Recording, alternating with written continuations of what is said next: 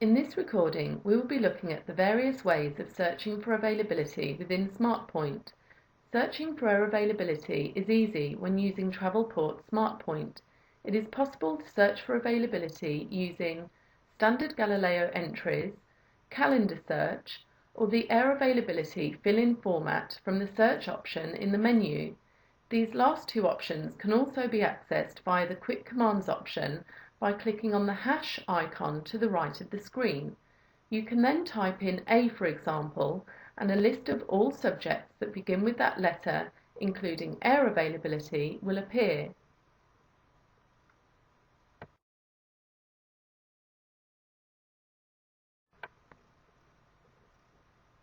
SmartPoint's availability responses come from the direct carrier link and automatically populate the availability screen with last seat availability for over 300 participating airlines.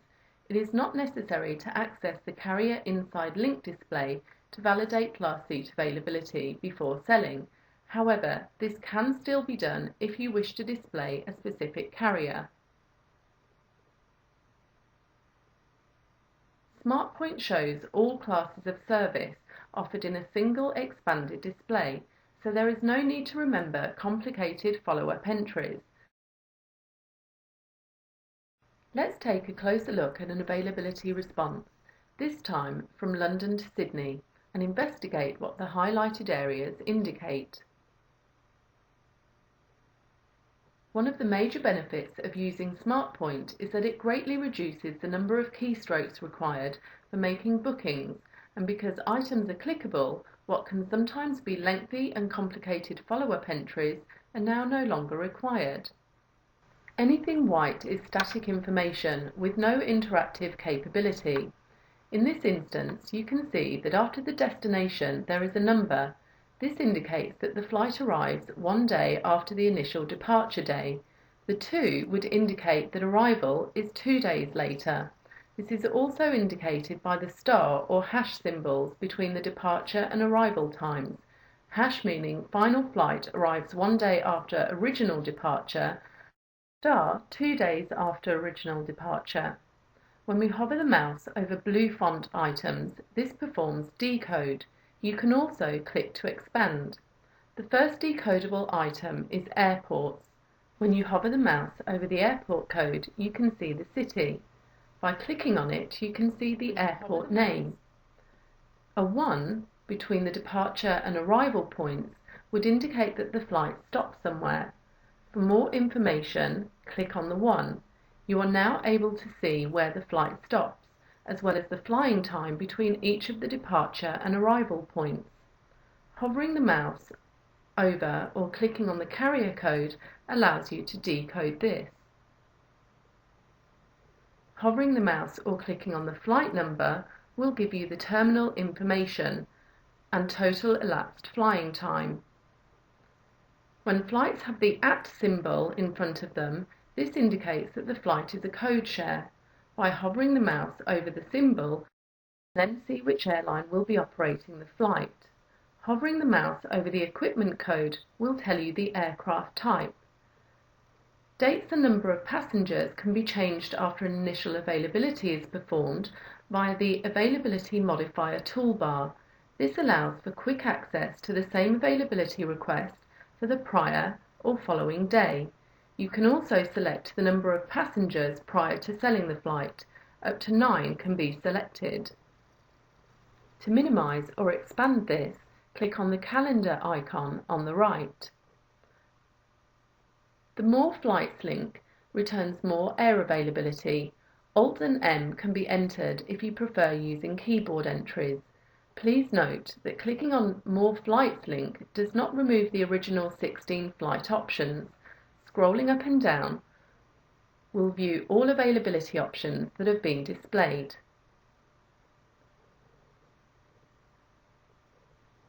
Let's look at another availability display, this time from Karachi to Delhi. Seat availability is also color-coded to enable easier distinction between available seats, shown here in green, waitlist closed, shown here in grey. It is possible to waitlist classes with a 0 indicator or seats on request or available to wait list, which are shown in orange. SmartPoint enables you to search for outbound and return flights in a single transaction. In response to such a request, outbound and return availability displays are shown using the upper and lower terminal partitions. Outbound and return availability is displayed from a single entry using ++. If you require the same routing in reverse for the return, there is no need to add the routing after the ++, just add the return date. This will display the availability for the 10th of February from Barcelona to Madrid on the upper partition and the availability for the 15th of February from Madrid to Barcelona on the lower partition. Each portion has the previous and next day date choices and number of passengers. As the user selects the number of passengers on the outbound, the return alters accordingly. If you wish to display a specific carrier on both the outbound and return sectors, you would need to add this to each leg. If you were only to add this to the very end of the entry, it would only search for the specific carrier on the return.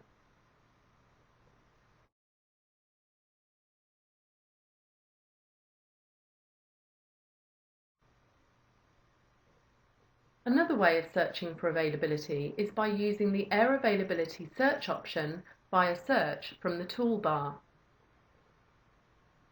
A fill-in format will be presented, which is simply completed with the search criteria. It will be automatically pre-populated with whatever was the last city pair searched for. This is overtyped with your new criteria. Round-trip or one-way routings would be specified here. You can select either city codes or the city name. The required option will appear in the bottom of the list. Hit Enter to populate the fill-in box.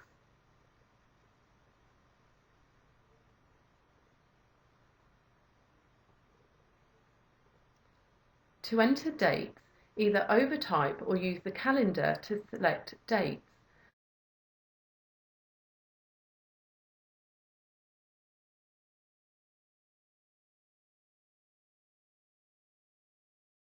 Preferred departure times can either be chosen from the time selection options or manually typed in.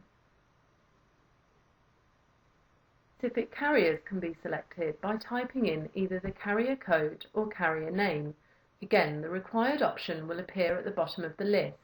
Hit Enter to select. It is also possible to specify the number of passengers and the preferred booking class code. The results returned will show only the booking class code requested. There's another option for searching for availability via the calendar, which is accessed through the Tools option of the toolbar. Once calendar has been selected, you can then scroll down to see other months. There is an option that can be ticked to have the calendar open on startup, so that when you log on, the calendar automatically appears. You can also expand the calendar by clicking on the edge of the calendar and dragging, so that you can see multiple months without the need to scroll. Click on the required outbound date. If a return availability is also required, click on the relevant date. The duration of the trip will be shown on the calendar. Right-hand click to access the context-sensitive menu. There are two relevant options to choose from, either availability or last air.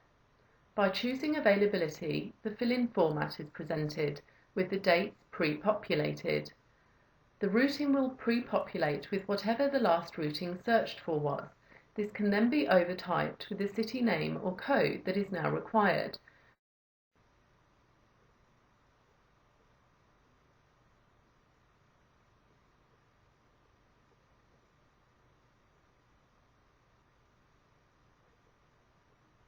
Preferred departure times can also be added.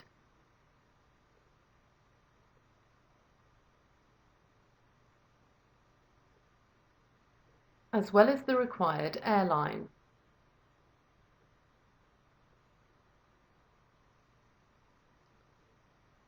Number of passengers can be selected.